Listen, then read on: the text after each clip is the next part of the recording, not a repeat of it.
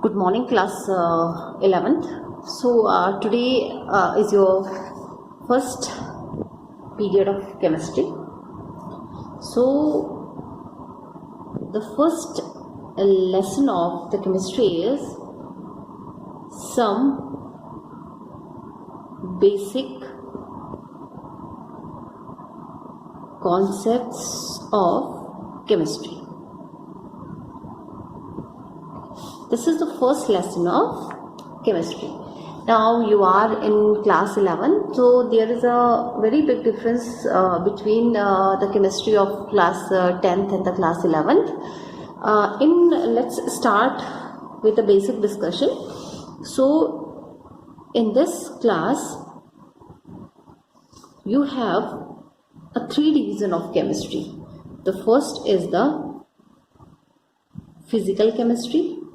Second is the inorganic chemistry, and third one is the organic chemistry. So these are the 3 basic division of the chemistry. Physical, we have some chapters of the physical chemistry, some chapter of the inorganic chemistry, and some chapter of the organic chemistry. Clear? So let's start with this topic, the chemistry. What is chemistry? I think you have already studied this subject in your previous class, that is in class 10. Actually, the chemistry is the science. Chemistry is the science of molecules and their transformation. The meaning here, the word is transformation. Chemistry is the science of molecule and their transformation. The meaning of transformation is change. That is change from one to another. Okay, that is called the transformation, or that is called the, in the simple meaning, it is called the change. So chemistry is the science of molecule and their transformation, and it is the science not so much of the 100 element, but of the infinite variety of molecule. Okay, we are not in chemistry, we are not talking about only few hundred elements, or we are talking about infinite variety of the molecules, because when 2 elements combine we get a molecule. So we are talking about the infinite number of the molecule they may be built from them. Okay, clear? So chemistry deals with the composition. The chemistry deal with the composition. Clear? Chemistry deal with the structure, and chemistry deal with the properties of matter. Clear? Chemistry deal with the composition, chemistry deal with the structure, and chemistry deal with the properties of the matter. Clear? So these aspects can be best described and understood in the terms of the basic constituent of matter, and these 2 basic constituent of matter are, one is the atom and the second one is the molecule. I hope you all are aware of what are atom, what are the molecule. Okay, because this is the these topic are from class 7th or 8th. Okay, atoms and the molecule. So that is why the chemistry is called the science of the atom and the molecule. We can describe the chemistry as the science of the atom and the molecule. Clear? So is it possible to count the number of atom and molecule in the given mass of matter and have the quantitative relation between the mass and the number of these particles? These particle means atom and the molecule.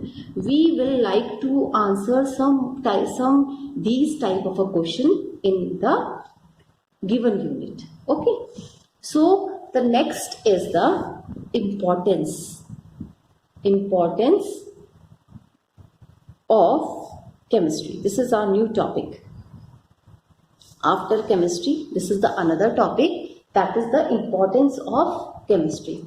So science can be viewed as contributing human efforts to systemize knowledge for describing and understanding the nature.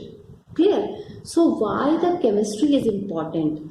Chemistry is the branch of science that study with the composition, property, structure, interaction, even we call that the transformation.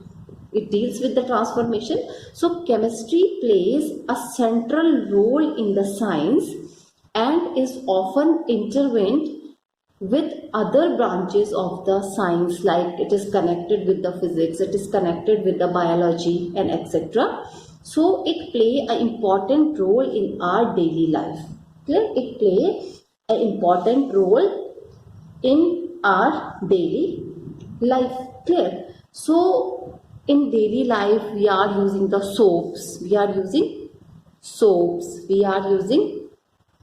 detergents, we are using medicines. Okay, we are using various food products, food items which gives the vitamins to you, proteins to you. Okay, chemistry is we are using the clothes, and in the clothes we are using the dyes. Okay, so chemistry is everywhere. We are using the polythene. We all are using the polythene. Okay, polythene is also a polymer. And it is a synthetic polymer which is synthesized in the laboratory.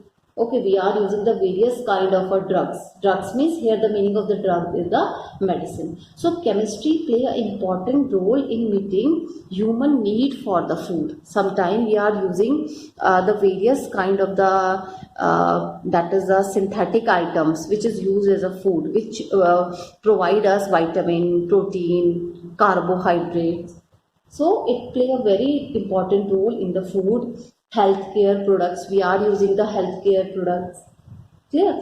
So this is exemplified by the large scale production of the variety of, we are using the fertilizer in the fields to increase the growth or fertility of our field. To get more crop, we are using the fertilizer. So what is fertilizer? Fertilizer is a chemical. And the chemicals are under the category of chemistry, and they are synthesized in the laboratories and the big industries. Okay, so we are using the pesticides, we are using the insecticides, they all are the chemical, they all are under the category of the chemistry. Clear? Similarly, there are many drugs. The one important drug is cisplatin, and another one is Taxol. These two are the drugs. Here the meaning of the drug is medicine. Drug means we are talking about medicine. The meaning of the drug is medicine. So cisplatin, Taxol, they both are effective in the cancer therapy. Clear? It is used in the cancer therapy. So they are all the medicines are synthesized in the laboratory, and they comes under the category of the chemical, and they are under the chemistry.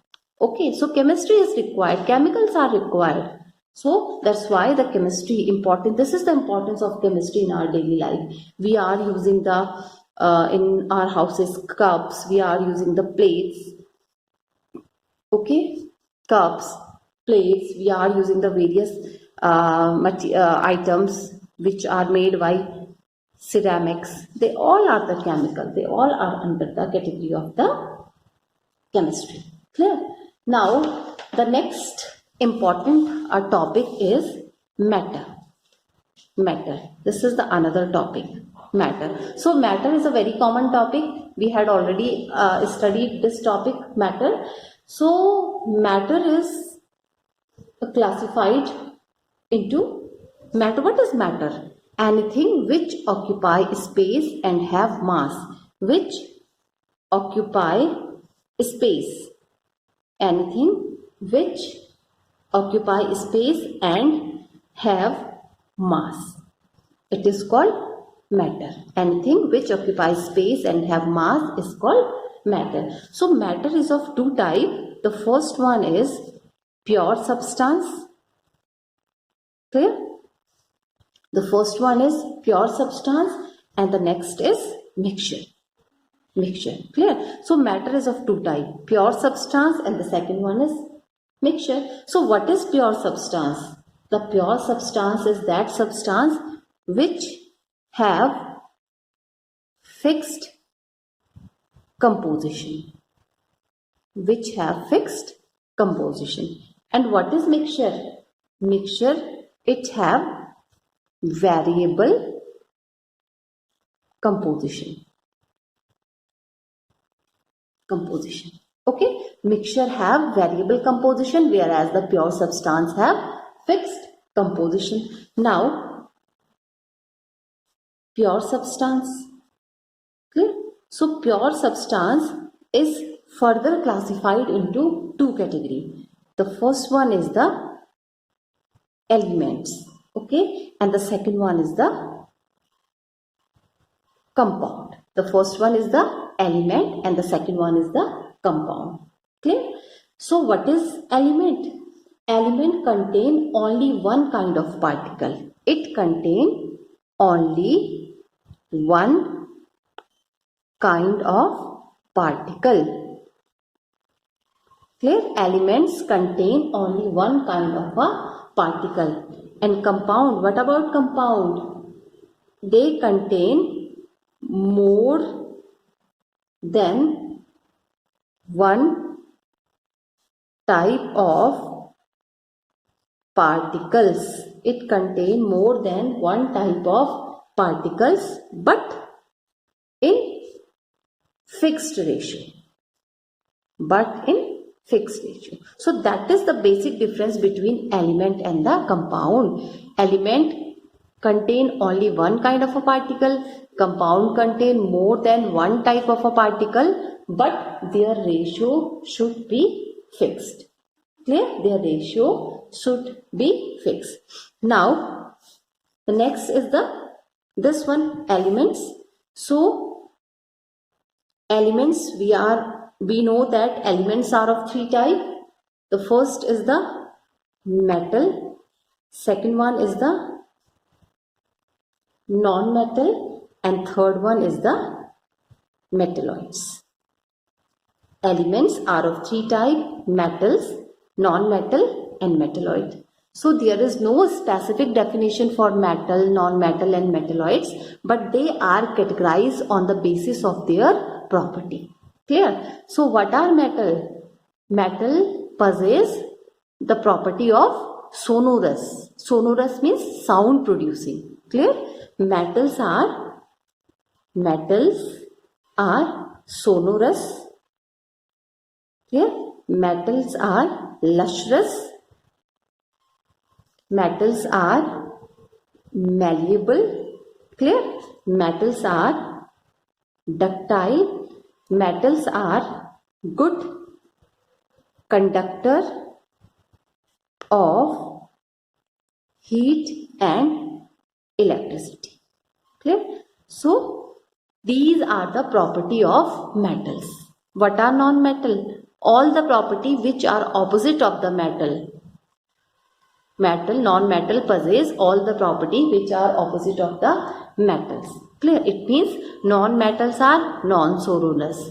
Non-metal are non-lustrous. They are non-malleable. They are non-ductile. They are not good conductor of heat and electricity. Clear? Now the last one is the metalloid. Metalloid means the compound which possess the property of metal as well as the non-metal, which possess the property of both, that is known as the metalloids. Clear? Like example of the metalloid is, that is bismuth. It is the element. Antimony, that is antimony. Clear? It is a bismuth and antimony are the metalloid. Example of metal, that is the sodium metal, iron metal, aluminium metal, copper metal. Clear? These all are the metal. And what are the non-metal? Carbon, oxygen, sulfur, fluorine, chlorine, they all are the non-metal. So that is all about the elements. Clear? Now, matter, it is of two types, pure substance and mixture. Pure substance is of two types, element and the compound. Now come to the next category, that is the mixture. That is the mixture. Clear? Now, next is the mixture. Clear? Mixture. So, mixture is of two types. The one is homogeneous mixture and the second one is heterogeneous mixture. Mixture is of two types. One is the homogeneous mixture and the second one is the heterogeneous mixture. So what is the difference between homogeneous and heterogeneous? The homogeneous mixture have uniform composition. Okay? Homogeneous mixture have uniform composition. And what is heterogeneous mixture? They have non-uniform composition. Homogeneous mixture have uniform composition. Heterogeneous mixture have non-uniform composition. Okay. So what is the example of homogeneous and heterogeneous mixture? Homogeneous means salt solution, sugar solution, salt solution, sugar solution. These are the example of homogeneous mixture because whenever you dissolve the salt and the sugar in the water, it completely dissolves with the water. You can't separate the salt and the sugar by any simple technique, by filtration or anything else, unless you are using a specific technique for that.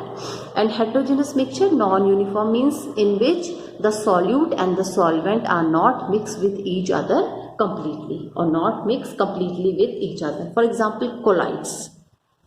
For example, alloys. These are the example of the heterogeneous mixture. So by this, in this method, by this flow chart, you can easily understand what is the matter and what are the types of the matter. Clear? What are the types of the matter? Okay. Now, the next heading of this chapter is the properties of matter. Properties of matter. Properties of matter. So each substance is associated with some unique set of properties which are collectively known as properties of matter. Clear? Now here properties are of two types. The first is the physical property. Physical property. What is the meaning of physical? Which you can see, which you can touch. Okay. For example, this is a pen. Its physical property is its color, its state, it is a solid state, its color, its shape. It is the physical property which you can see, which you can observe. Okay, without doing any chemical test, you can observe. So, which you can observe, these are called the physical property. Clear? So, those property which can be observed, without changing, the identity. Such identity or the composition of the substance, such property are known as the physical property. Okay, that is the example of the physical property is color. Okay, odor. What is the meaning of odor? Odor means smell. The meaning of the odor is smell. Okay, its boiling point, its melting point. So these are the physical properties. Clear? Now the second is chemical properties. Now it is clear from the name. Chemical means when any chemical reaction takes place. So such type of a property or any chemical change takes place. Okay, such type of a property are known as the chemical property. So those property which require a chemical change,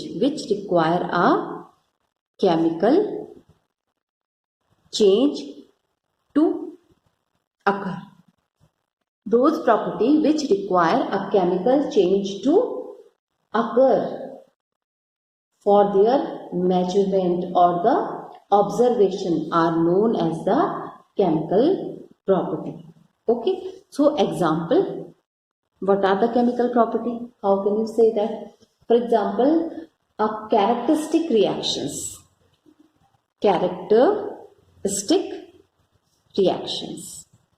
For example, any addition reaction takes place, decomposition takes place, displacement takes place, combustion takes place, acidity takes place, basicity takes place. Okay, that is basicity takes place. So these are under the category of the chemical property. So we have two set of chemical in chemistry. Now in chemistry, in this class, okay, you have two set of property. The first is the physical property and the second one is the chemical property. Physical property which you can observe, you can see, you can observe, that are called the physical property, and the property which require any chemical change to occur. Clear? That is called the chemical property. Such type of a property is known as the chemical property. Clear? Now, with this we have completed the topic of the matter and the physical and the chemical properties of the matter. Clear? So it's enough for today. Thank you all.